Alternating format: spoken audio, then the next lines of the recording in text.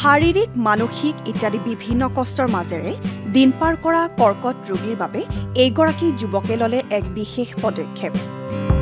তেওঁ দান কৰিলে নিজৰ দীঘল চুলিকোছা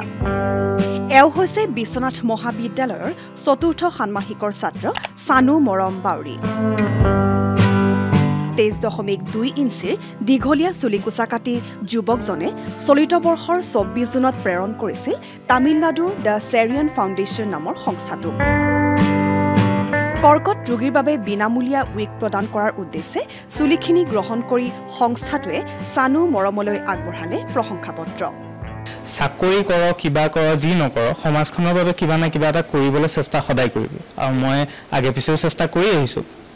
আৰু মই ভাবিছিলো চুলিখিনি ডোনেট কৰিম বুলি পেলাই আৰু এটো মই আগতে আপোনাৰ মানে ডিসকভাৰী চেনেলত দেখিছিলো যে কিমোথেৰাপি কৰাৰ পিছত মানুহখিনিৰ চুলিবোৰ সৰি যায় আৰু সৰি যোৱাৰ কাৰণে তেখেতলোকক প্ৰয়োজন হয় এটা উইগৰ হক ধৰক সেইখিনি সিনথেটিক উইগ পিন্ধিলে তেখেতলোকৰ খজুতি হয় বা অন্যান্য বেমাৰ হ'ব পাৰে সেইবাবেহে তেখেতলোকে এই অৰিজিনাল চুলিৰ উইগবোৰ পিন্ধিলে বেছি লাভ হয় ভাল হয় আৰু অৰিজিনাল চুলিৰ উইগবোৰ বহুত দামী হয়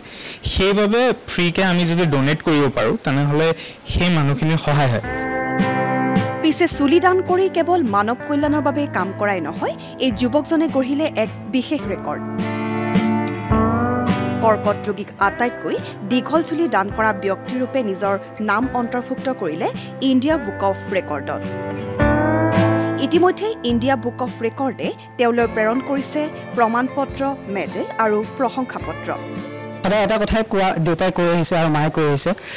জীৱনত কি হয় কি লক্ষ্যত উপনীত হ'ব পাৰে নোৱাৰে সেইটো নাজানো কিন্তু জীৱনত এজন ভাল প্ৰকৃত মানুহ সমাজত থিয় দিব পাৰে যাতে এনেধৰণৰ ব্যতিক্ৰমী কাৰ্যৰ বাবে পিতৃৰ পৰা তেওঁ লাভ কৰিছে অনুপ্ৰেৰণা পুত্ৰৰ এই মহান কাৰ্যক লৈ এতিয়া গৌৰৱান্বিত সানুৰ পিতৃ-মাতৃ আৰু ভাতৃ